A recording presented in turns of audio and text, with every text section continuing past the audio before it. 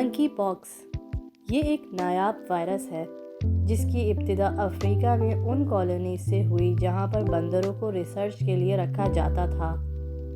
منکی پاکس کا پہلا کیس 1970 میں ریکارڈ کیا گیا تھا۔ اس وجہ سے اس وائرس کا نام منکی پاکس رکھا گیا کیونکہ وہاں پر بندروں کے اوپر تجربات کیے جاتے تھے۔ WHO کے ڈائریکٹر جنرل ڈاکٹر ٹیڈروس اڈھینم نے جمعے کو رپورٹرز کو بتایا کہ نارتھ امریکہ اور یورپ میں منکی پاکس کے پھیلاؤ میں کافی حد تک کمی آئی ہے، جس سے یہ ظاہر ہوتا ہے کہ منکی پاکس کے پھیلاؤ کو روکا جا سکتا ہے۔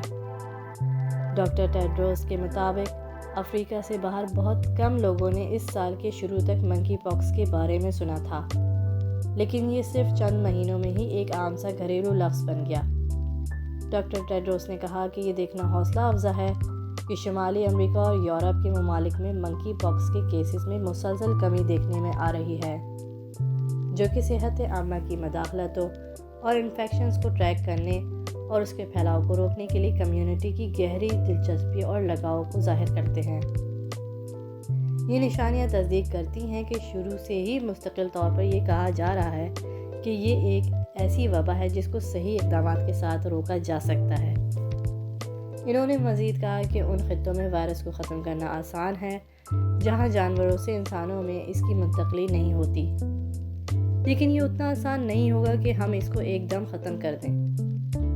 ہمیں پہلے اس بات کے ثبوت چاہیے ہوں گے کہ اس کو ختم کیا جا سکتا ہے کہ نہیں، جو کہ ہمیں آہستہ آہستہ نظر آ رہے ہیں۔ ڈاکٹر ٹیڈروس کا کہنا ہے کہ ہمیں سیاسی حمایت اور عزم کی ضرورت ہوگی، جس کے ذریعے ہم ان کمیونٹیز میں صحت عامہ کے اقدامات کا نفاذ کروا سکیں۔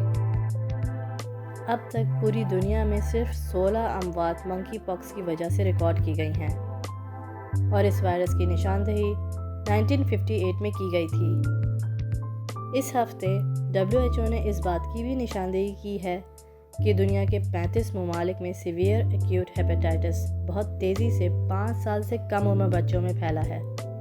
WHO کا کہنا تھا کہ ہیپیٹائٹس کے پھیلاؤ کی وجہ کا سراغ ابھی تک نہیں لگایا جا سکا ہے۔ ان کا یہ ماننا ہے کہ اڈینو وائرس یا پھر کووڈ-19 جیسے وائرس کا تعلق اس کے پھیلانے میں ہو سکتا ہے۔ مگر اچھی بات یہ ہے کہ جو بھی بچے ہیپیٹائٹس کا شکار ہوئے تھے وہ اب تک پورے طریقے سے صحت یاب ہو چکے ہیں۔